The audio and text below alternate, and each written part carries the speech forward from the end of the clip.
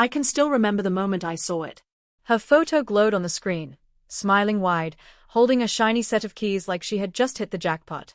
And in a twisted way, she had my jackpot.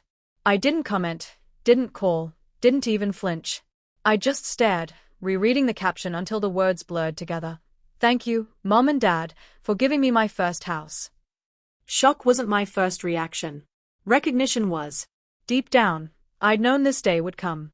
For years, I'd ignored the signs, told myself they wouldn't cross the line. But here it was. 3 years I had carried them. Covering rent when Dad couldn't work. Paying bills when Mom was between jobs. 3 years of saying, don't worry, I've got it, even when my own account was nearly empty. When I finally scraped enough together for a down payment, I didn't use it on myself. I used it for them, a little security, a roof they wouldn't have to fear losing. The closing day had been quiet, almost tender. I signed the papers, handed them the deed. Mom hugged me tight, whispering, we'll never forget this. Dad's voice cracked when he said, we're so proud of you. And I believed them. But pride can be staged. Gratitude can be faked.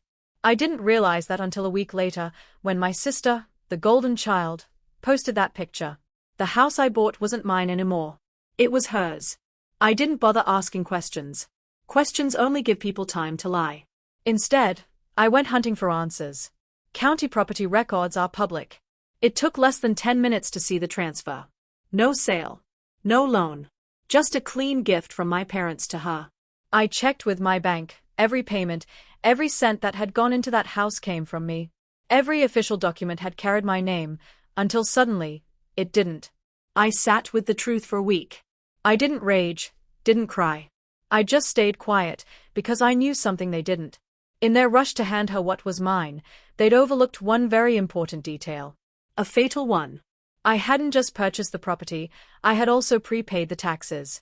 And I had never removed myself from the insurance policy. On paper, my name still lingered, as grantor, as the sole contact on the insurance file. That meant the house wasn't as untouchable as they thought. The plan built itself piece by piece. First, I visited the insurance office. Told them I wanted updated coverage, more protection, higher premiums. They were eager to help. Then I quietly redirected all policy documents to my apartment. Next, I filed a formal complaint with the county assessor, questioning the legality of the deed transfer. Bureaucracy moves slowly, but slow was perfect. It meant my parents and sister wouldn't suspect anything until it was too late. The last step was almost too easy. My sister had no clue how to manage a house. The grass shot up knee-high. Trash bins sat on the curb for days. I called the HOA anonymously. Every violation added a fine. She thought the bills were my parents' problem. They thought they were hers. In reality, every charge was tied back to me. By month 3, the place was drowning in expenses. The HOA was threatening legal action, insurance premiums had tripled, and the county had frozen the transfer pending review of my complaint. That's when I called for a meeting. It was a Sunday afternoon. Mom, Dad, and my sister sat in the living room, my sister perched like royalty. The air was heavy, almost choking. I slid a manila envelope across the table. Inside, copies of every document, every receipt, every fine, along with a formal letter from my lawyer. You've got 2 options, I said evenly, like a surgeon delivering a prognosis. 1. Sign the house back to me today. 2. I let the county void the transfer, foreclose on the unpaid fines, and seize the property outright. My sister laughed first. You wouldn't. I cut her off. I would. And I'd still sleep just fine. Dad tried to reason with me, but his voice shook. Mom started to cry. I simply sat there, watching as they finally realized they had underestimated me.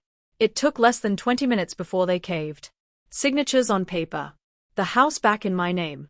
I didn't shout or gloat, but when my sister stormed out, slamming the door behind her, I allowed myself a quiet smile.